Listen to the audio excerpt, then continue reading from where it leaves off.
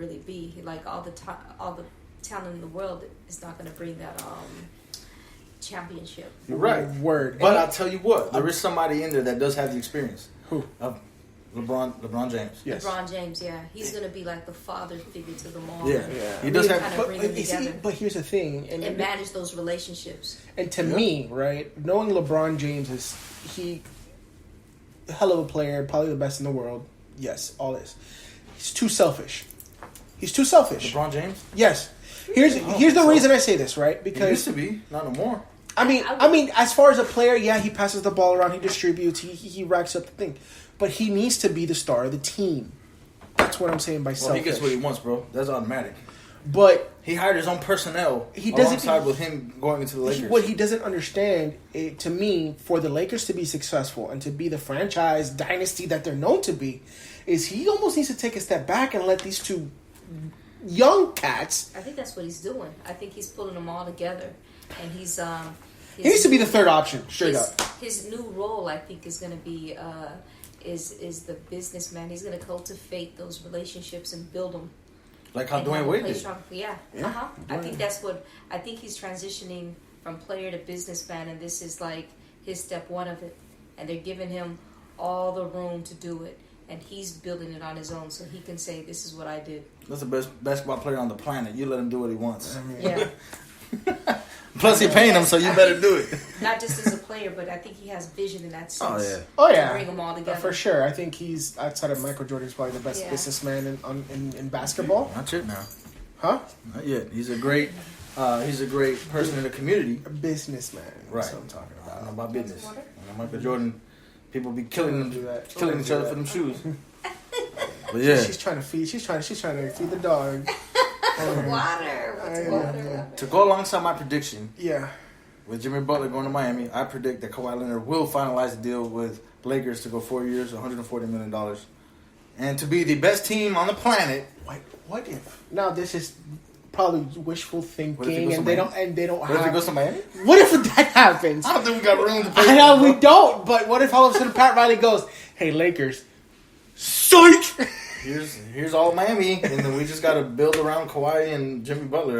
I mean, all of a sudden, we're in contention. That's not gonna happen, bro. I doubt. No, I completely doubt that. It's not gonna happen. It's ridiculous. On the positive side, yesterday was the Summer League's opening game, and our pick from Kentucky, Kyle Hero. Woo! Did you see that? 18 points, Baller. 9 rebounds. I mean, this boy went off. Baller. I mean, it is a summer league game. Doesn't mean shit. It don't matter. I mean, it's a summer league, but he looked good. I mean, it's a professional game, bro. He's not in college anymore. He looked good. And he looked good. He showed up. I'm not mad. There was no nerves at all. He wasn't scared. He showed up and he shot the ball. I mean, he made ESPN top 10. Just saying. I like it. So just keep it up. We need you in Miami. Trust me. I kind of like that though. Now that we're building up some young talent, it's going to be a good deal for the city of Miami. The Nets look scary. Lakers look disgustingly scary. It's just going to be an interesting season. Yeah. Anyway, we got to move on because we got too much to cover. Yeah, let's go. Fight talk. Fight. Oh Lord, stop it. All right. So this past weekend we had Fight Night Memphis, UFC Fight Night Memphis. The card was kind of mediocre. Nobody really cares who was on the undercard. But the main event, the African Nightmare, that is the ultra heavyweight. How do you say Ngannou? Ngannou. Boy, that sounds... Ngannou. Zulu warrior. Francis Ngannou. Literally from Cameroon. Giant dude, bro. TKO'd our Brazilian boy. In what Junior fashion? Dos Santos. In the most brutal fashion. Bro, fight only lasted 76 seconds. I've been going crazy trying to find the clip, bro. Bro, and Twitter doesn't show it. Pissed me off. I'll tell you this. Ever since the UFC made the transition to ESPN Plus, they have been really tight-lipped on the stuff that they let out. Wow. But I did catch it on the ESPN Booty. Plus. Yes, it is booty. Basically, fight started. Junior came out with a good strategy with the kickboxing game, which is Francis's weakness, in my opinion. Hard leg kicks. Kicked him so hard at one point that it almost took him off his feet. But then he decided to throw that overhand right, and Francis countered. And as he was trying to escape on the backside, turned his back towards Francis. Francis with a check hook over the top, hit him right on the chin, and over the top. As he was turning, he hit him on the chin. It was an instant night. Boom, and then 3-4 on the ground, and it was over. Wow. Here's the thing. You never turn your back, bro. That's one of the first things you get taught. No shit, but when you have a giant 6'6", 265 pound, never turn your back. Mammoth. Hands up. I don't care how tough you are. When a dude is fast and punches hard, there's no excuses, but I get it.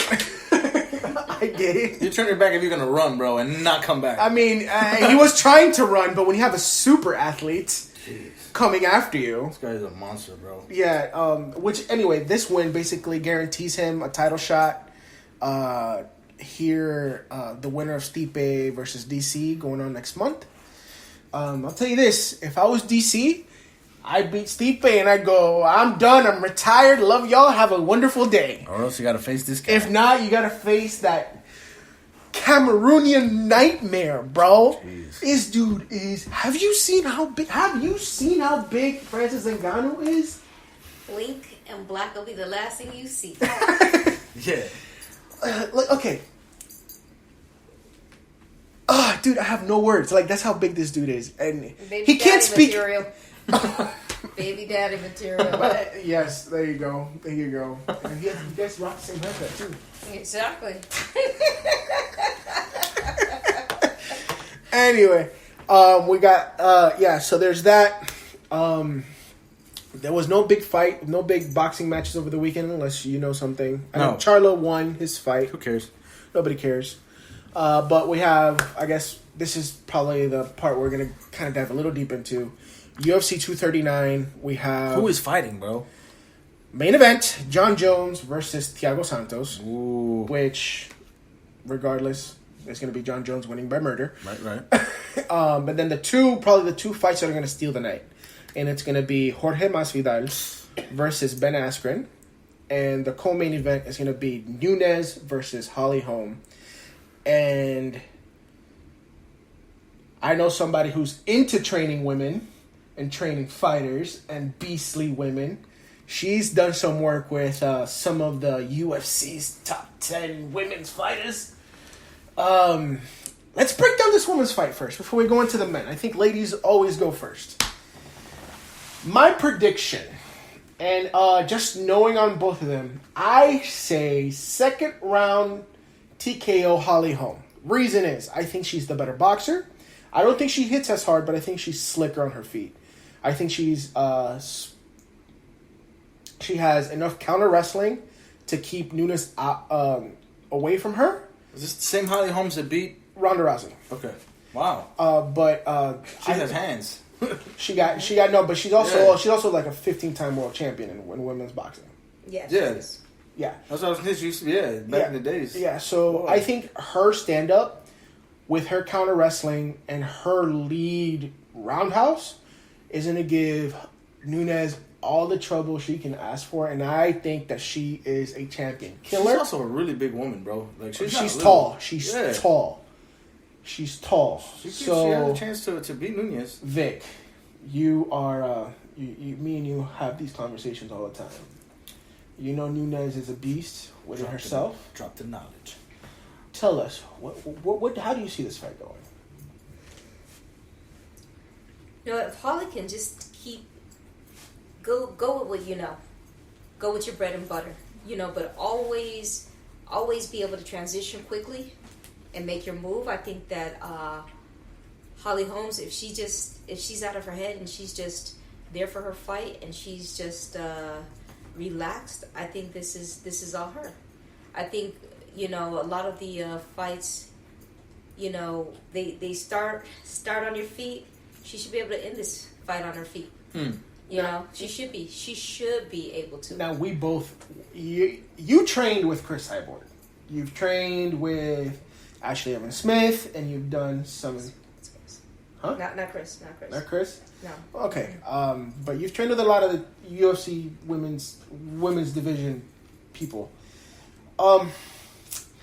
Nunes hits like a truck. She fights very long for her size, and she has a chin. I think we proved it. Do you think she can weather Holly Holm and possibly capitalize?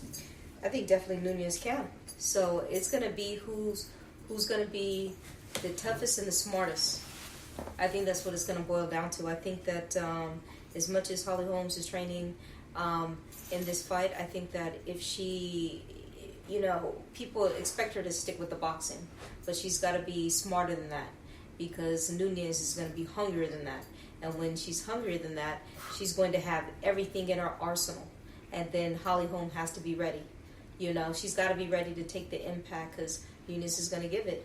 And Nunes is not going to be not going to back away from her impact either.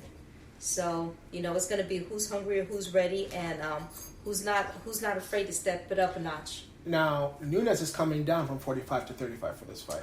That's going to be a big thing, because muscle power, that explosion that she relied on at that weight, it's going to be a little bit different. She's going to be quick in some regard, but depending upon how she's cut down on weight, there could be the fatigue factor. Her mind can definitely be all go, but her body may not be. It depends. It depends, You think the guys at ATT got her ready? I mean, her work so far, to me, those guys down in Miami and the American Top Team have had her ready to go. They're gonna keep her sharper than her previous fight. So I think she's gonna lean out real nice, the right way. You know how those crash diets work for some fighters. I think she's gonna lean out the right way. And Holly Holm, I mean, she never comes out of shape. She's a professional. Yeah, her body's always tight and strong. She's a professional. She's always has that lean look for her. Yeah. And I think she's really good at 30. I think 35 is her weight class. I think that for her, this fight, I might be going with the underdog on this, because I think Nunes is the favorite according to Vegas. I mean, she's always the favorite. But if you had to pick, who would you pick to take the W home? You know what? I don't want to say. I don't want to offend, disrespect. It's not about offending or disrespecting. It's a prediction show. Come on. I know. Oh my gosh. I'm going to say let the better woman win. And if you had to bet on it, I want to see Holly Holm pull it out. You want to see Holly Holm pull it out? Yeah, I want to see her pull it out. I really do. What about you, Joe? What do you think? Me. I like strikers. They're both strikers. They're both, but